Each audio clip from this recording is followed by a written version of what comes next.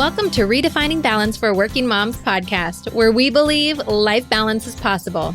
Yes, even for you. You might just have to redefine what it looks like for yourself. I'm your host, fellow working mom, and founder of Your Life Rocks, Jenny Stemmerman. Each week, I'll bring you practical, real-life tips to help you focus on the things that matter most in life and be the best version of yourself in every area that God has called you to. Ready to redefine what balance looks like for you and your life?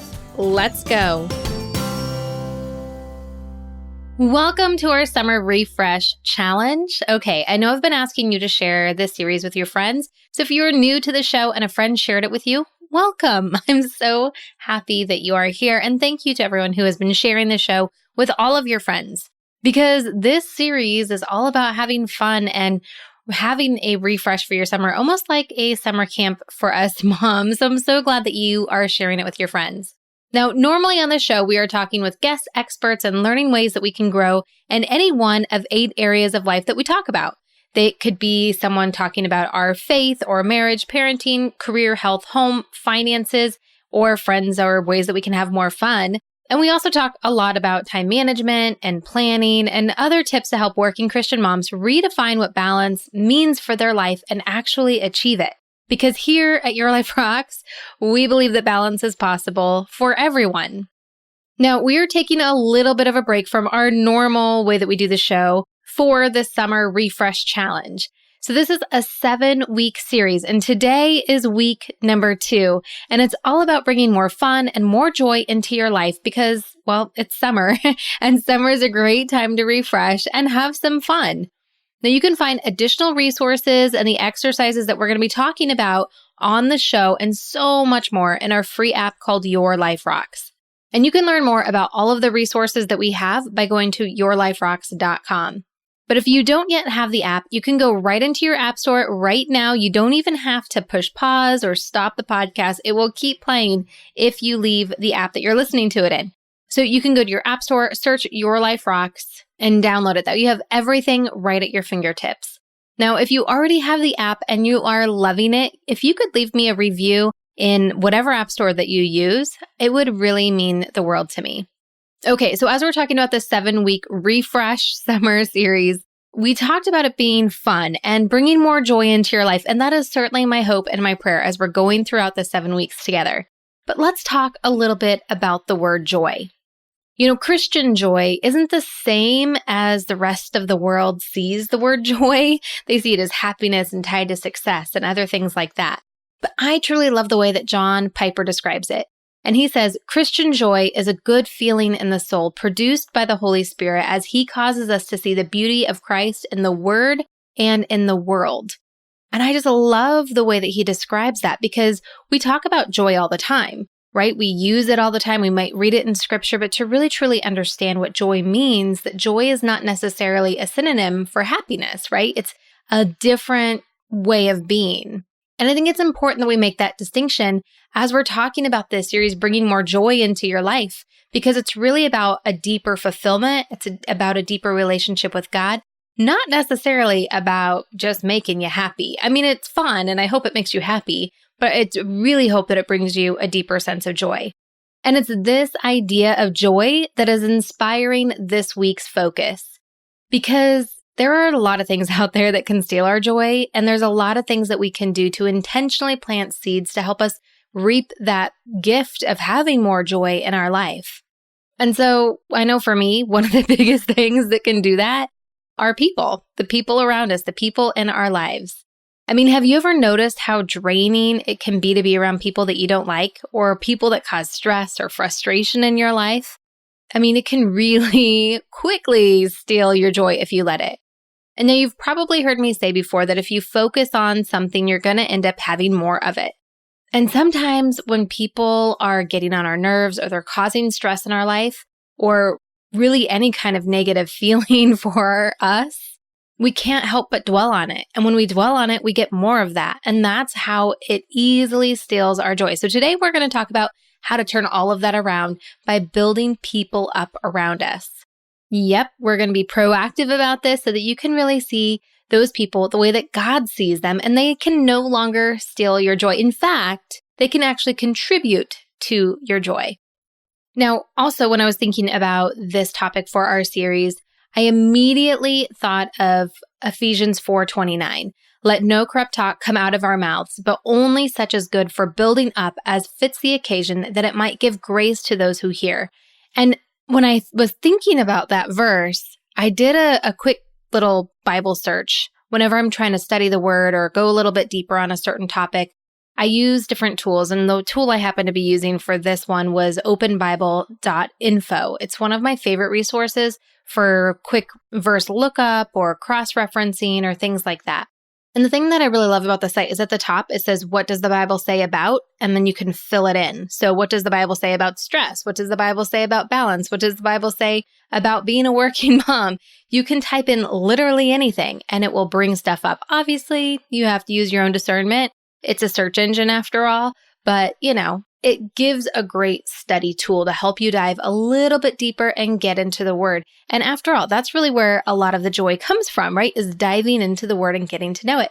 So as I started doing this search and I was searching for Ephesians 4:29 and looking at other verses that would support it, you guys, there are so many verses that talk about building each other up, being there for each other, coming together as people, as a church, and doing things for each other to build them up. Like, it's amazing how many verses are in there.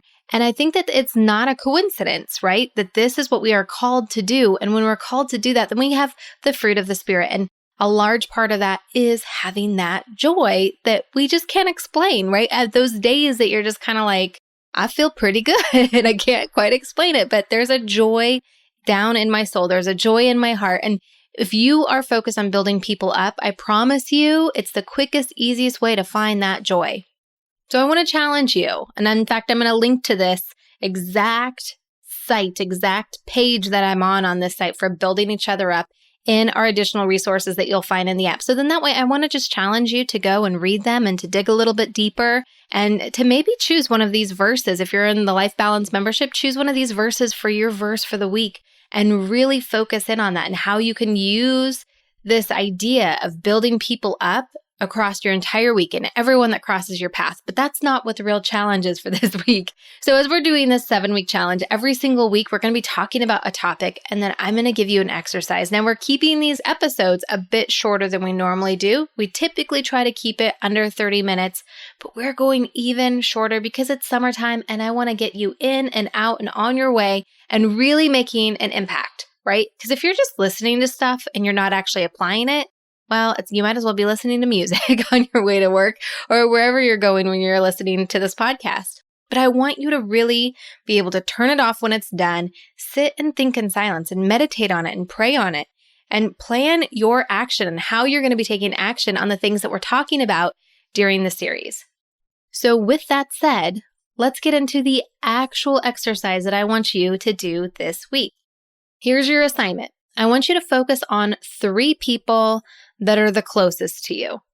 Now, these might be people that are causing you stress or people that you depend on or people that really are challenging you right now in your life.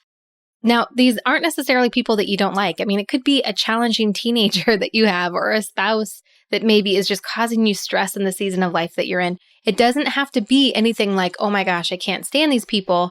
These are the people that are around you the most because those are the people that are going to influence you the most and you're going to influence them the most.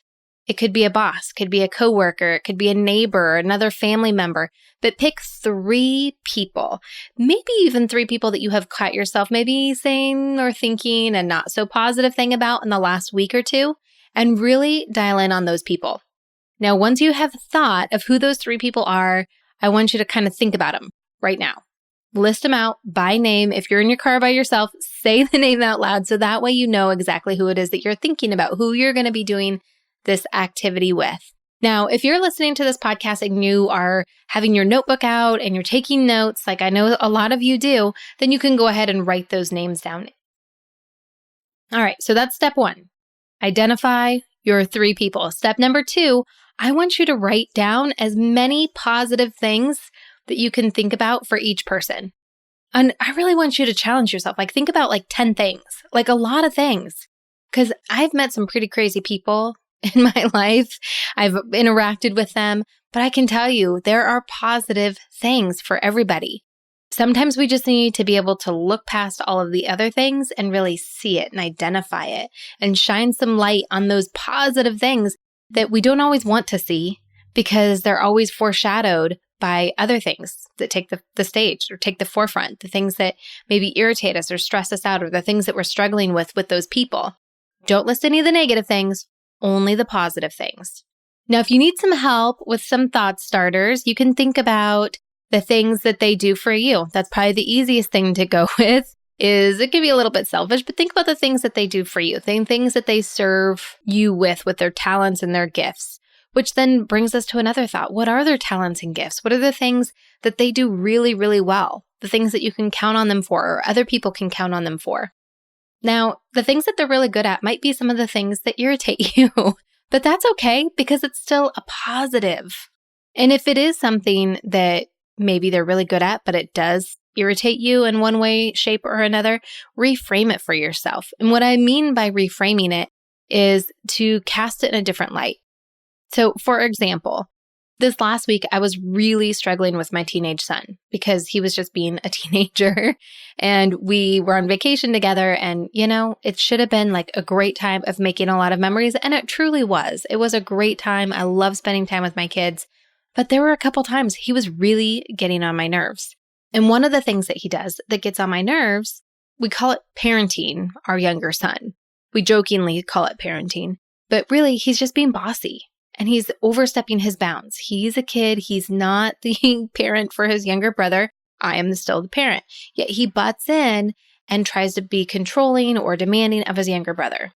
Now, I can look at it from that negative point of view, the way that I do when it kind of drives me crazy. But at the same time, I can reframe that same thing and say, you know what, though? He is being responsible for his younger brother. He's making sure that he's aware of what he's doing and he's guiding him in the right way. I mean, he could be completely checked out from the way his younger brother is behaving, roll his eyes and walk away. But instead, he's trying to help. Instead, he's trying to, shape his younger brother and be an influence in his life, which I do appreciate. As much as it might get on my nerves, it is a positive thing. But I have to reframe it to see it as a positive thing and not a negative thing. Now, if you struggle with any reframing, so if you think, well, this could be a positive, but I just can't reframe it for myself, I can't see it as a positive, take it off the list. You can find plenty of other positive things, I am sure, about those people. Now, a last little tip to help you if you are really struggling on what those positive things are, I want you to remove yourself from the entire equation, and I want you to think about them and the way that God sees them.